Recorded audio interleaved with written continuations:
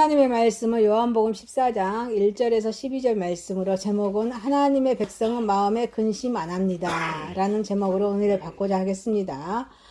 오늘 본문은 평안의 그 본체이신 우리 예수 그리스도 구원을 완성하신 예수님께서 제자들에게 말씀하신 그런 내용입니다. 그래서 1절에 너희는 마음에 근심하지 말라. 너희는 마음에 근심하지 말라.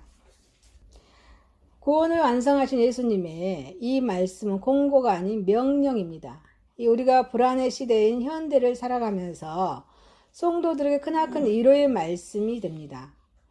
사실 우리 현대의 가장 큰 정신병은 쓸데없이 걱정하는 뭐예요? 근심입니다. 이 근심은 불안함, 두려움, 초조함을 유발시킵니다. 결국은 정신분열증까지 이야기하는 무서운 병입니다. 만약에 성도가 이러한 근심을 가지고 신앙생활을 한다면 그는 올바른 신앙 자세를 가지고 있는 것이 아닙니다. 왜냐하면 우리가 섬기는 하나님은 그의 사랑하는 자들의 머리털까지라도 헤아리시는 하나님이십니다. 들의 백합화와 공중의 새들까지도 친히 먹이십니다. 보살피시는 분이시기 때문입니다. 그리고 이러한 구원을 계획하신 하나님의 관심과 보호는 우리 예수 그리스도 안에서 평안으로 충만하게 하여 주셨기 때문입니다. 근심은 무서운 마음의 병입니다. 영혼까지도 어둡게 만드는 불안의 병입니다. 구원을 계획하신 하나님의 백성은 마음의 근심을 하지 않습니다.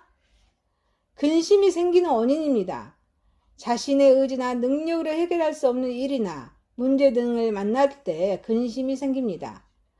사람이 한평생을 살아가면 많은 일을 하게 됩니다. 또 문제거리도 만나게 됩니다. 그런데 그의 능력으로 해결할 수 없는 일, 또 어려운 문제에 부딪혀지게 되면 자연히 거기에 대한 근심이 생기게 됩니다. 이것은 지극히 자연적인 현상입니다. 만약 자신의 능력으로 해결할 수 있는 문제라면 근심과 걱정거리가 없습니다. 보람과 자랑거리가 될 것입니다.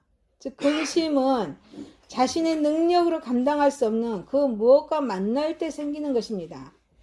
따라서 자신의 능력으로 감당할 수 없는 일이라면 공연히 거기에 대하여 무가치하게 근심을 가져서는 안 될 것입니다. 예측할 수 없는 미래를 생각할 때 근심은 생깁니다. 현대를 혼돈의 시대라고 합니다.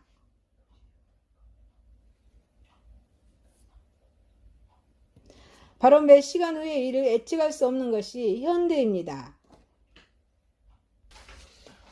모든 것이 신속하게 변화하는 이 시대를 가리켜서 불확실성의 시대다가 말한 이유도 여기에 있습니다. 그리고 이러한 예측 불허의 현대의 사조 역시 인간의 마음을 몹시 근심케 하는 요인이 됩니다. 현대인은 다가올 미래에 대한 불안 때문에 늘 근심의 보따리를 지고 다닙니다. 그러나 하나님의 말씀 성경은 말합니다. 내일의 일에 대한 염려를 하지 말라고 말입니다. 혼란스럽지 않는 오늘을 만드는 자세가 더욱 중요합니다.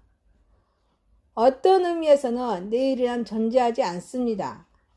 왜냐하면 내가 오늘 이 세상을 떠난다면 내일은 오지 않기 때문입니다. 그래서 하나님의 말씀의 성경은 마태복음 6장 34절에 그러므로 내일을 위하여 염려하지 말라. 내일은 내일 염려할 것이요 한날 괴로움은 그날에 족하니라 라고 말씀하고 있습니다. 올바른 선택을 못할 때 또 근심이 생깁니다. 삶의 시간은 선택의 연속입니다. 그리고 선택은 한쪽은 포기하고 한쪽을 또 정하는 것입니다. 그래서 선택을 잘못하게 되면 근심이 생깁니다.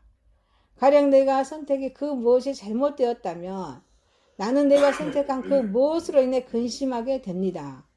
그래서 하나님 말씀에 마태복음 19장 20절에 그 부자 청년이 나오는데요. 그 청년이 이르되 이 모든 것을 내가 지켜 싸운데 아직도 무엇이 부족하리까?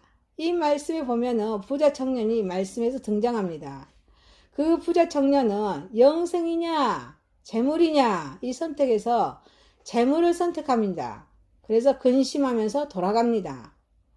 참다운 선택을 하지 못했기에 근심이 생기는 것입니다. 성도는 예수님이냐 세상이냐 이 두 가지 선택에서 예수님을 선택한 사람들입니다. 세상은 근심입니다. 그러나 예수님은 평안입니다. 이 참다운 선택은 영원한 평안을 보장합니다. 구원을 계획하신 하나님은, 하나님의 백성은 마음의 근심을 하지 않습니다. 자, 우리 근심의 해결 방법을 보겠습니다. 근심의 해결 방법은 하나님을 믿을 때 없어집니다. 구원을 완성하신 예수님은 너희는 마음에 근심하지 말라 1절에 하나님을 믿으니 또 나를 믿으라 말씀하셨습니다. 예수님의 이 말씀은 하나님을 믿을 때 근심이 없어진다는 뜻입니다. 아멘이십니까? 왜냐하면 하나님은 전지전능하신 분이시기 때문입니다. 사람은 자신의 한계를 극복하지 못할 때 근심이 생깁니다. 그리고 그러한 한계가 있기에 우리는 하나님을 바라보면서 간구하는 것입니다. 전지전능하시고 모든 것을 가능케 하시는 하나님을 경외하는 것입니다. 구원을 계획하신 하나님은 평안과 안식의 본체이십니다. 그래서 구원을 완성하신 예수님께서는 요한복음 14장 27절에 평안을 너희에게 끼치노니 그 나의 평안을 너희에게 주노라 라고 말씀하셨습니다. 말씀을 신뢰할 때, 말씀에 의지할 때, 말씀에 순종할 때 근심이 없어집니다. 너희는 마음에 근심하지 말라 라는 말씀의 명령입니다. 우리 하나님의 말씀의 명령은 순종해야 하면서 지켜야 될 줄 믿습니다. 하나님의 이 말씀은 신뢰해야 하는 것입니다. 하나님의 말씀을 신뢰하면 할수록 우리들의 마음속의 근심은 사라집니다. 말씀을 굳게 신뢰하십시오. 구원을 계획하신 하나님이십니다. 구원을 완성하신 예수님입니다. 저와 여러분을 구원으로 인도하신 분은 성령 하나님이십니다. 우리는 이 삼위일체 하나님을 믿습니다. 이 삼위일체 하나님이 바로 성경입니다. 성경은 하나님의 말씀입니다. 구약의 39권과 신약의 27권 모두 66권입니다. 구약은 예수님 오시기 전에 말씀입니다. 신약은 예수님 오신 이후의 말씀입니다.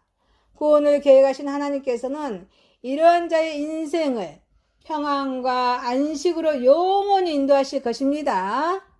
사랑하는 성도 여러분, 우리는 하나님의 백성은 마음에 근심하지 않습니다. 하나님의 말씀을 믿고 순종하는 삶으로 살아감으로써 근심에서 모두 떨쳐버리는 하나님 말씀을 순종하며 하나님 말씀을 의지하며 신뢰하며 살아가는 저와 여러분이 되시기를 소망합니다. 아멘. 기도하겠습니다. 하나님 아버지, 우리를 구원으로 인도하신 우리 주님, 우리 말씀에 순종하면서 우리 마음속에 있는 근심 걱정 모두 떨쳐버리고 하나님 말씀으로 순종하며 살아갈 때 승리하는 삶으로 인도하여 주옵소서. 예수님의 이름으로 기도하옵나이다. 아멘.